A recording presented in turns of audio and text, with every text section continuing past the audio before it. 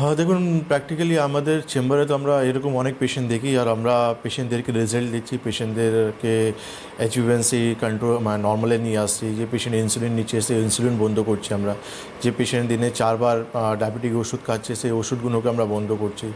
আমরা নর্মালি কিছু ওষুধ পেশেন্টদেরকে চালাচ্ছি আমরা, তার সঙ্গে আমাদের আয়ুর্বেদিক কিছু রসায়ন মেডিসিনগুলো চলছে।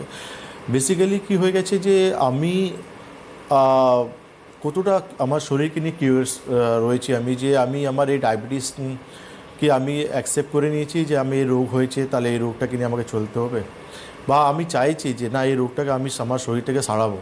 কেন কি এই রোগটাকে যখন সাইলেন্ট কিলার বলা হয়েছে, ইট মিনস যে কোনো সারপ্রাইজলি আমি যে কোনো দিন একদিন হাতে রিপোর্ট পেতে পারি যে আমার কিডনি ড্যামেজ হচ্ছে, বা আমার হার্টের সমস্যা আসতে পারে, বা আমি চোখ থেকে দেখতে পাচ্ছি না, চোখে ছানি পড়ে যাচ্ছে, বা আমার নার্ভ আস্তে আস্তে ড্যামেজ হচ্ছে, আমার হাত পায়ে জ্বালা হচ্ছে, আমি ব্যালেন্স রাখতে পারছি না, শরীর দুর্বল হয়ে যাচ্ছে। তো বেসিক্যালি হচ্ছে যে আপনি যখন একটা রোগের ব্যাপারে যখন যত ডিটেল ভাবে জানবেন, বা এই রোগটা কেন হচ্ছে, কীভাবে হচ্ছে, বা আমি আমার দিক থেকে আমি কতটা এফোর্ট দিতে পারি, ডক্টরবাবু ট্রিটমেন্ট করছেন, আমার দিক থেকে আমি কত এফোর্ট দিয়ে আমার রোগটাকে আমি কন্ট্রোলে করতে পারি, বা শরীর থেকে পুরোপুরি বার করে দিতে পারি। কেন কি আমরা যে পেশেন্টগুলো পাই, ম্যাক্সিমাম পেশেন্ট কিন্তু type 2 diabetes patient. Type 2 diabetes মানে আমার পেনক্রিয়াস ভালো রয়েছে, আমার দরকার রয়েছে, ফর এক্সাম্পল আমার দরকার রয়েছে 10 ইনসুলিন, সেখানে আমার সিক্রেট হচ্ছে 6, 4-এর অভাব রয়েছে।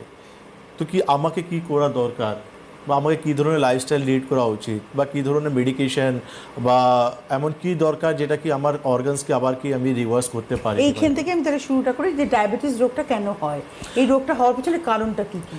ডায়াবেটিস হওয়ার কারণ, বা ডায়াবেটিস মানে হচ্ছে আমার ব্লাডে সুগার লেভেল হাই আছে। শরীরে তো আমাদের সুগারের দরকার আছে, এক্স্যাক্টলি সুগার দরকার 110%। আমাদের সবারই সুগার দরকার আছে। সুগার না থাকলে আমরা সেই এনার্জেটিকভাবে কাজ করতে পারবো না, বা আমার ব্রেন কিন্তু আস্তে আস্তে কিন্তু শ্রিঙ্ক করবে। তো সুগার আমার দরকার রয়েছে, কিন্তু লেভেলে দরকার রয়েছে। খুব বেশি সুগার আলটিমেটলি আমার শরীরকে কিন্তু নষ্ট করে দেয়।